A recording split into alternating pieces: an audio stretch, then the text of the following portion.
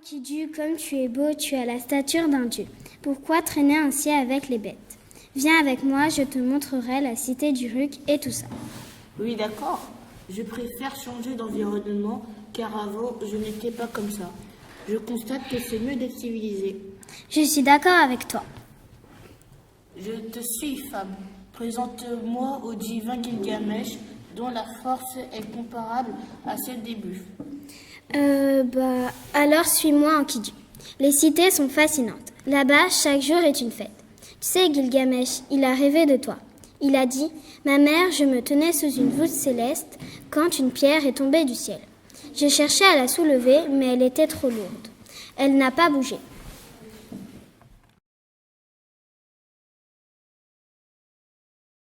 Tu es bien le fils de Nitsuna?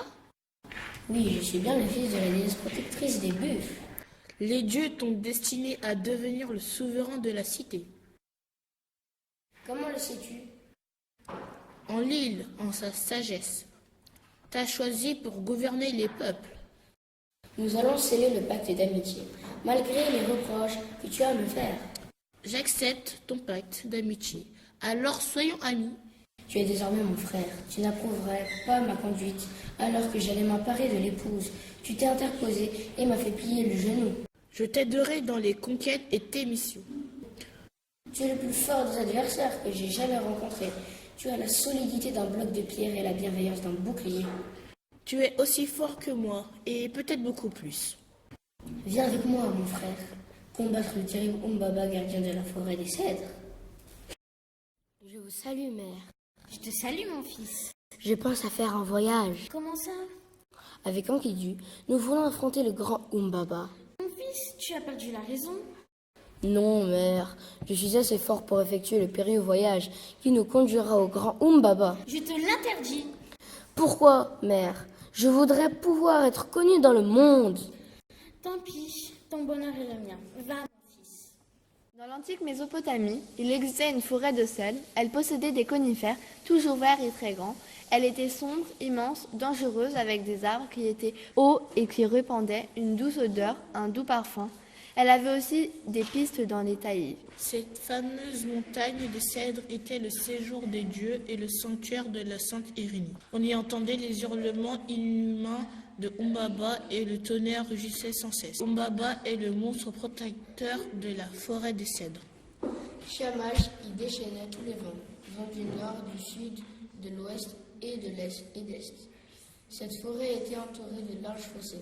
C'est là que pénétrèrent Gilgamesh et Enkidu. N'écoute pas, Umbaba. Nous avons le soutien de Shamash. Ignore Umbaba et tue ce monstre. Rappelle-toi, Umbaba t'a épargné quand tu étais assis comme un berger. Enkidu, mon ami, j'aurais pu te tuer 20 fois.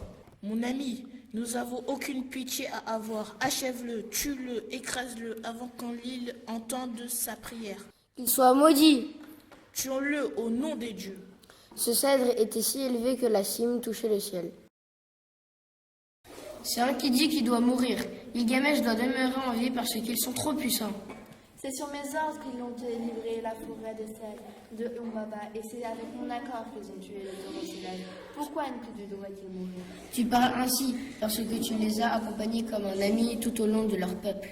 Mais tu aurais dû me consulter avant de prendre cette décision. Je pensais que cela n'avait aucune importance à tes yeux. Donc, on tue Gilgamesh.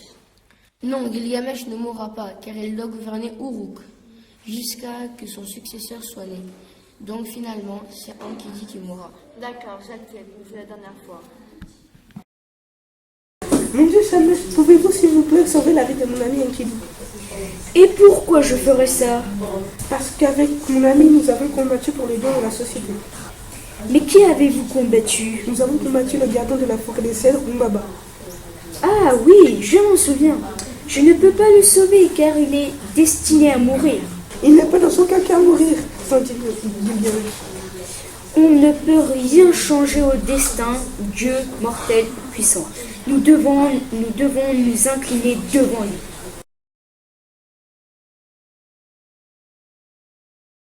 Gilgamesh prit pour Enkidu.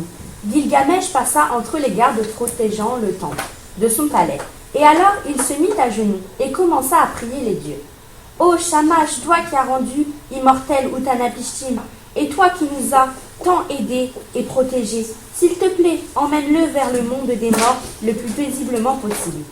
En effet, il m'a aidé à me remettre sur le droit chemin, alors que j'abusais de mon pouvoir sur mon peuple, et à me préoccuper de lui. Grâce à lui, je suis devenue un bon roi, et nous avons réalisé ensemble de grandes aventures. Alors, s'il te plaît, je t'en conjure, accorde-lui un voyage agréable, car c'est le seul qui a été là pour moi pendant la période cruciale de ma vie. Sa mort m'a fait comprendre que je suis mortelle et que la mort future me fait peur. Ô grand Dieu Shamash, j'ai peur de mourir comme mon cher ami Enkidu. J'ai très peur de la mort. Enfin, Gilgamesh! C'est normal de mourir pour un mortel. Comment Utnapishtim a-t-il réussi à devenir immortel? Utnapishtim y a réussi au péril de sa vie. Tu risques de mourir dans cette quête. Tu ne tentes rien à rien. Je suis prêt à tout. Es-tu sûr que l'immortalité soit une bonne chose pour toi qui es mortel? T'apportera-t-elle ce que tu cherches? Je le ferai même au péril de ma vie. Prends tout de même garde au risque que tu cours. Mais si tel est ton désir, je ne peux t'empêcher. Qu'as-tu fait aux âmes de pierre? Nous sommes désormais bloqués. J'ai une solution pour naviguer, mais nous avons besoin de 120 troncs d'arbres de 30 mètres. Mais c'est extrêmement dangereux. Rien n'est trop dangereux pour moi. J'ai toujours envie d'aller voir Utnapishtim. Pour cela, je dois trouver quelqu'un qui m'amènera vers lui. Réplique. Tu cherches l'immortalité, mais tu ne trouveras que la mort. Mourir n'est pas ma destinée. La mort est la destinée de tout être mortel. Utnapishtim a bien réussi à devenir immortel. Pourquoi pas moi? N'insiste pas, cela ne t'amènera à rien de bon. Que tu le veuilles ou non, je veux devenir immortel. Ellie, je vais t'expliquer quelque chose. Ma, que veux-tu me dire?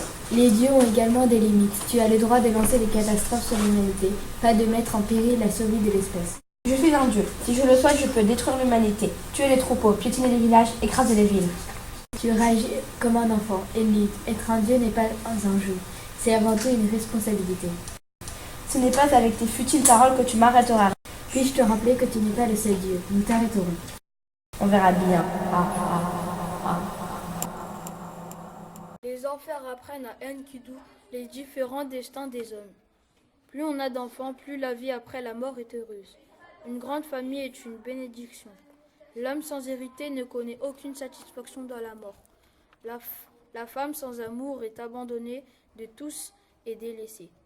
L'homme inutile ne connaît que le vide. De son vivant, une vie doit être au service des autres et de son peuple. Une vie sans amour n'aboutit qu'au désespoir. La mort glorieuse apporte le souvenir éternel et le respect dans la mort. L'enfant mort-né est veillé par les dieux pour connaître l'enfance qu'il n'a pas eu le temps de connaître. L'homme mort par le feu n'est pas là. Son corps n'est que fumée.